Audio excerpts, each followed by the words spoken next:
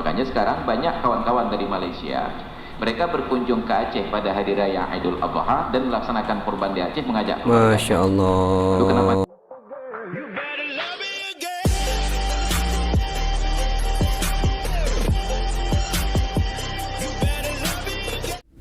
Assalamualaikum warahmatullahi ta'ala wabarakatuh. Apa kabar semuanya? Semoga semuanya baik-baik saja. Amin amin ya rabbal alamin.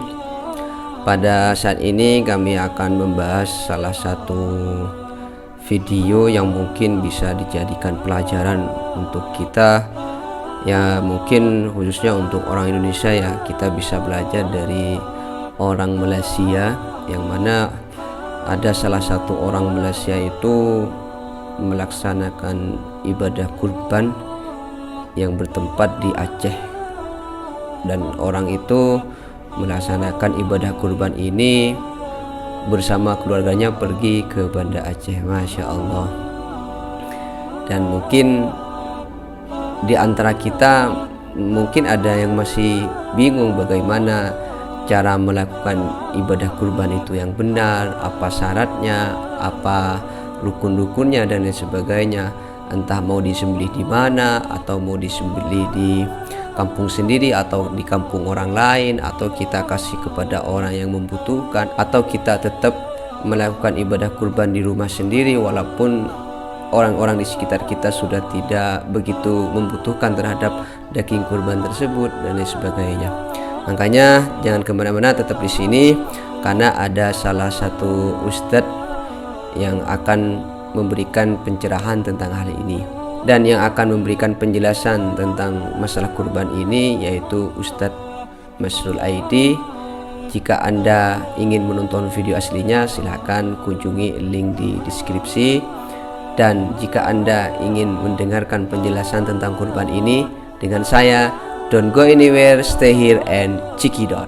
Ada dua perbedaan pendapat para ulama tentang di mana melaksanakan kurban. Ya, betul. Sebagian ulama berpendapat kurban itu seperti zakat harta. Seperti zakat, di mana harta itu berada, di situ dilaksanakan zakatnya. Di mana orang itu berada, disitulah dilaksanakan kurbannya. Iya.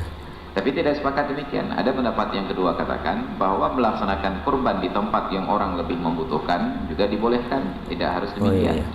Jadi dalam hal ini saya lebih cenderung kepada pendapat yang kedua, bahwa bila di kota Banda Aceh kurbannya sudah terlalu banyak, kenapa tidak di kampung-kampung ini mengantarkan kurban itu ke tempat-tempat di mana warganya tidak pernah mengenal kurban kecuali nama saja. Dan ternyata itu sudah dipraktekkan di Arab Saudi pada saat musim haji. Itu jumlah binatang kurban berikut dengan dam, hampir 5 juta ekor kambing. Masya Allah. 5 juta ekor. Bayangkan jemaah haji sekitar 2 juta orang. Okelah 3 juta dengan warga Arab Saudi, 3 juta orang. Kalau 3 juta orang ini berkurban, artinya ada 3 juta ekor kambing. Itu genosida katanya. Itu belum lagi nanti ada dam. Hampir rata-rata jemaah minimal ada satu dam, minimal dam tamattu'. Okelah ada yang ambil haji ifrat nanti tidak ada dam, tapi nanti yang praktek tamattu' ini ada dam karena pelanggaran yang lain. Di 3 juta jemaah, 3 juta ekor kurban, berikut 3 juta ekor dam, 6 juta ekor kambing. Penduduk Arab Saudi hanya sekitar 20 juta orang. Gak sanggup masing-masing mereka menghabiskan kambing satu hari satu ekor. Maka apa yang terjadi? Pemerintah Arab Saudi kemudian berijtihad, daging dam dan kurban ini kemudian dikirim ke negara-negara muslim yang memerlukan, bahkan ke negara non-muslim yang memerlukan, dalam bentuk daging kaleng. Karena kalau daging utuh akan busuk, maka dikalengkanlah. Jadi sekarang dalam kasus kita, kampung-kampung di Banda Aceh itu sudah surplus dam kurbannya. Maka antarkan kurban ke tempat di mana praktek kurban itu sangat jarang. Jadi saran saya, sering terlihat di kampung kami, ada spanduknya, di kampung kami tahun ini ada kurban 30 ekor kambing, 15 ekor lembu. Sayangnya dam sebanyak itu diselesaikan secara adat dalam satu hari. 15 ekor lembu dengan 30 ekor kambing disembelih dalam satu hari, dibagi tumpuk. Benar, prioritasnya untuk kupon diberikan kepada orang miskin. Tetapi yang kita tahu, orang miskin itu kalaupun di rumahnya ada kulkas, freezernya itu kecil, masuk dalam refrigeratornya. Jadi maksimal hanya 3 tumpuk sudah penuh. Kita berikan lebih, pusing mereka. Tuh aku boleh tengku katanya. Enggak ada tempat lagi. Ketika orang miskin sudah tidak mampu menampung, pertanyaannya kemana daging kurban ini meluncur? Betul. Ke rumah-rumah orang kaya. Kenapa? Karena di rumah orang kaya ada freezer besar yang mampu menampung seekor gajah di dalamnya. Akhirnya kurban lebih bermanfaat kepada orang kaya daripada kepada orang miskin.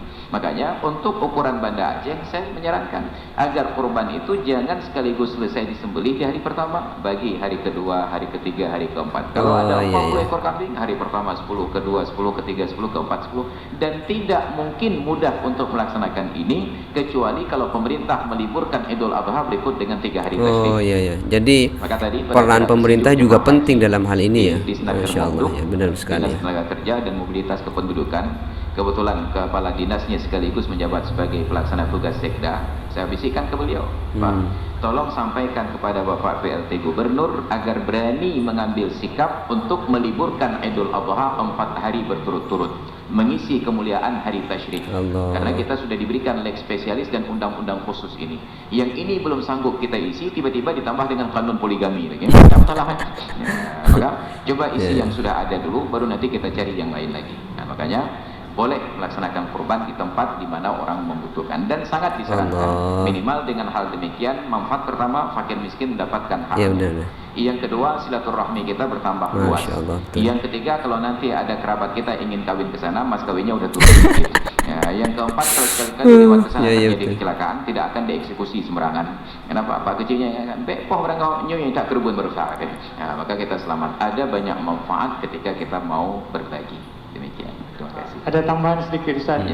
Seandainya dikirim dalam bentuk utuh, memungkinkan juga Ustaz. Misalnya kalau kita ada 10 ekor lembu di satu tempat, kemudian 1 ekor dikirim ke tempat yang lain, apakah dalam segi hukum dibolehkan Ustaz?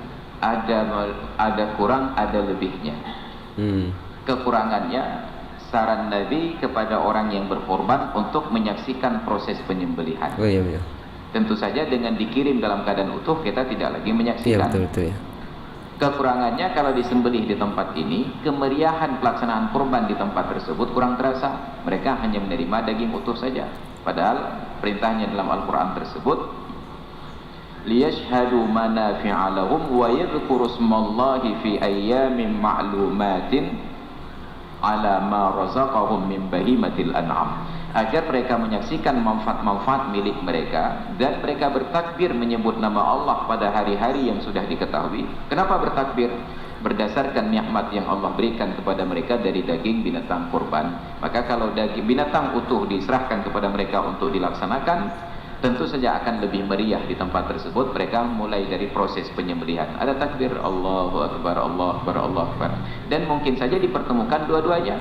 Kita antarkan kurban ke tempat tersebut dan kita ikut proses penyembelihannya. Tentu saja setelah selesai sholat Id di sini atau langsung bergabung sholat Id di tempat tersebut. Makanya sekarang banyak kawan-kawan dari Malaysia, mereka berkunjung ke Aceh pada hari raya Idul Adha dan melaksanakan kurban di Aceh, mengajak. Masya Allah, Masya Allah. Emang orang Malaysia itu luar biasa ya, luar biasa. Dia itu melaksanakan kurban di Aceh dengan membawa keluarganya. Masya Allah, memang luar biasa orang Malaysia itu, perlu kita tiru ya.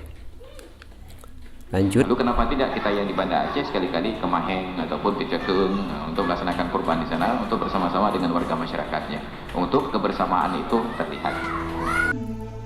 Masya Allah, itulah tadi salah satu penjelasan yang sudah disampaikan oleh Ustadz Masrul Aidi, yang mana perlu kita ya untuk meniru salah satu orang Malaysia yang sudah melakukan kurban di Banda Aceh, atau bahasa lainnya melakukan kurban di tempat yang sangat membutuhkan seperti itu. Dan ini bisa menjadi pegangan kepada kita semua. Siapa tahu nanti kita ke depannya mau melakukan ibadah kurban atau keluarga kita ada yang mau berkurban, dan kita sudah mengetahui mana yang lebih bagus, mana yang lebih bermanfaat, mana yang lebih afdol dan sebagainya.